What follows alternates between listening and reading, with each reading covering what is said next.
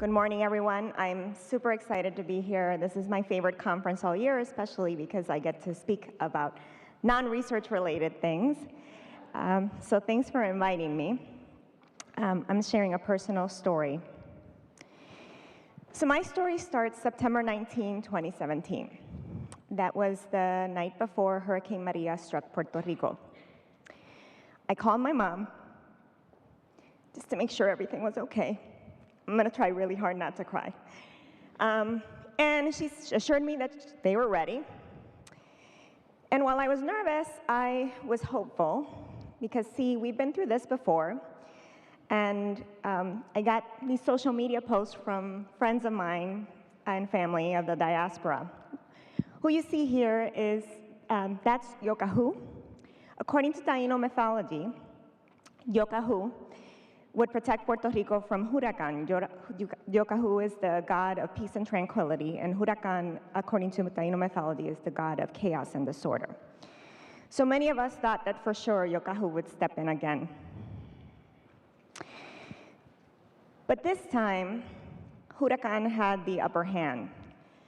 You see, all over the news, we heard about Irma hitting Florida, but it had also affected Puerto Rico.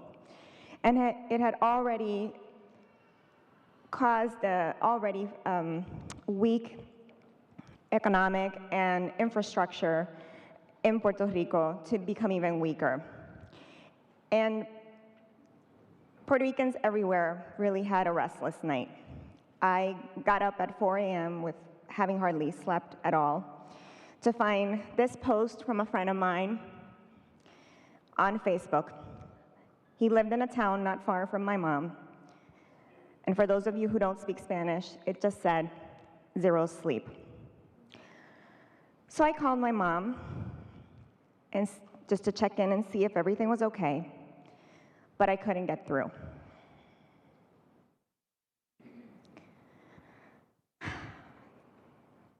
During the silence imposed by the storm, I furiously went through my social media posts trying to get a glimpse of some normalcy. I learned about this one only radio station that was still transmitting from Puerto Rico and that you could hear through the internet. I was online when the radio station lost its roof, and terrified, I heard them trying to scramble to find a safer space in the building so that they could continue transmitting. And they did, and it was my lifeline, hearing people calling into the radio station, talking about, just sending out messages to their families in the US, letting them know, we're okay, it's scary, but we're okay. We were all hoping for a miracle. But this time, the eye went straight through Puerto Rico. In fact, my town is in the northwest coast of the island. The hurricane went right through my town. The next day, I kept on looking for social media posts, hoping to get some glimpse of normalcy in my town. And I was heartbroken to find these images. My favorite food truck, the gas station that I frequent when I'm driving towards my mom's house, and the town center completely destroyed.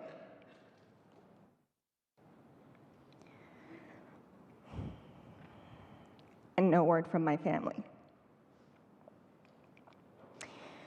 San Juan in the metro area still had some cell phone signal, and there were some landlines that were working. So we actually got word from my husband's family that everyone was okay. And so I was hoping that no news was good news, as were so many other people in the diaspora. But the rest of La Isla, as we call all of the area of Puerto Rico outside of the metro area, was completely incommunicated.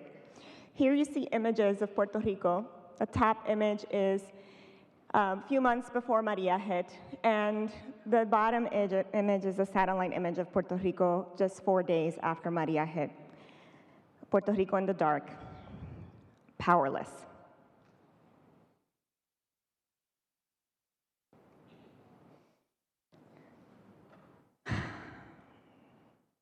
The diaspora went from being able to pick up our phones and video chatting with our families at a moment's notice to this torture of silence.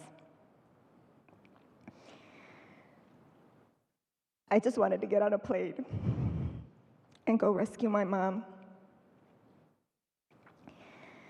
But for most of us, that was not an option on the days following the storm. In moments of crisis, I turn to these words of wisdom from one Mr. Rogers. When I was a child, and I would see scary things in the news, my mother would say to me, "Look for the helpers. You will always find people who are helping." So, in those days of fear and sadness and anger and frustration at the seemingly inexistent relief efforts, all I could do was look for the helpers and try to become one of them. And I'm proud to say that my community rose to the occasion. Amidst tragedy, we reconnected with old friends and colleagues, with estranged family members. In fact, I was quite amused. If you see the two guys who are on the right there, the top picture is my cousin, who's an engineer. The bottom picture is one of my emergency medicine residents. They had never met each other. They both sent me these simultaneous instant messages, pictures of each other. And they had actually bumped into each other in one of the release centers. They were loading pallets onto a truck that was heading to the airport with supplies for Puerto Rico. Now, you probably followed the media coverage of famous Puerto Ricans like Lin-Manuel Miranda and Jennifer Lopez and Mark Anthony and Ricky Martin and the millions of dollars that they raised to provide relief to Puerto Rico. But I have to say that what was even more impressive to me was what small grassroots organizations and community-based organizations, nonprofit organizations, people, normal people, were able to accomplish.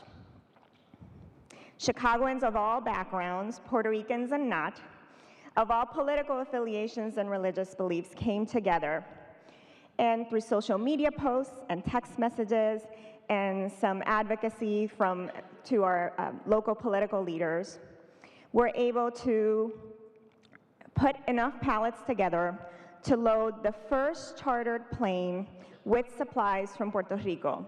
Came out of Chicago, not from Lin-Manuel or Jennifer Lopez or any of these famous Puerto Ricans, but from my community and my city in Chicago.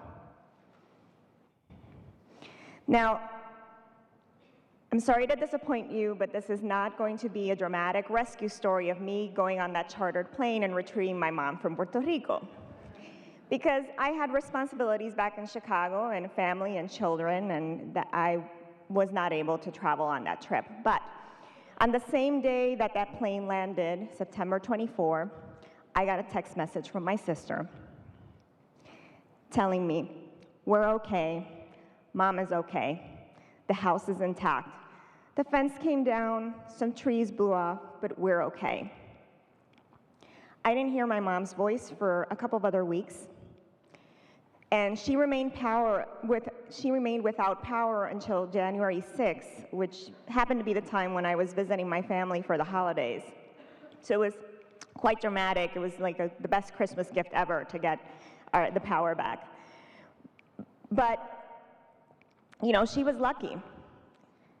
Despite the inconvenience of being without power, she had clean water, she had a method of transportation in case of an emergency, she had food. That was not the case for many Puerto Ricans. 3,000 deaths, largely avoidable, due to just lack of basic services. But in my 10 minutes, I don't have time to get into the details of lack of foresight and mistaken priorities by some unnamed politicians. For those of you who may want my opinion on this, feel free to find me after the break, and I will be happy to share that.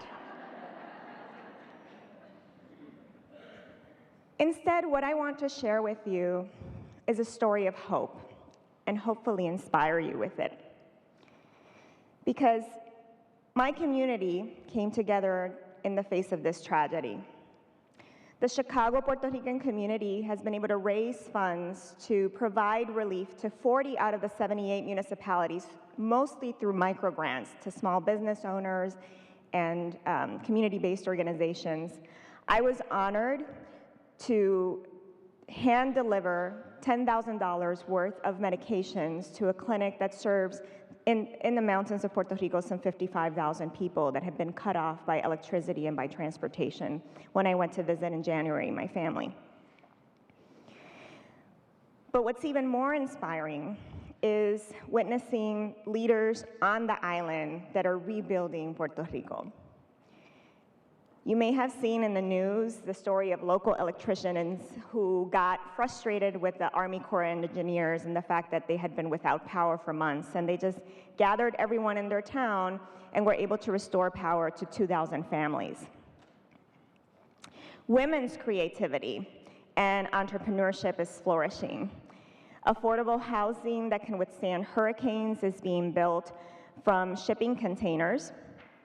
Puerto Rico's farming industry is being rescued, increasing local food production so that the island can be less dependent on US imports. And community leaders are investing in solar power.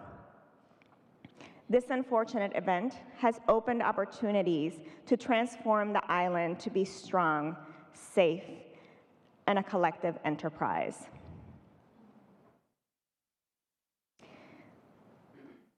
And so I just want to share that this, like so many other stories of despair that we heard, are really leading to the rise of social movements. And it's providing me with renewed faith in humanity and a hope that the best is yet to come. To end, I'd like to leave you with a quote from Dr. Martin Luther King. "The world is all messed up. The nation is sick. Trouble's in the land. Confusion is all around. But I know, somehow, that only when it is dark enough, you can see the stars." Thank you.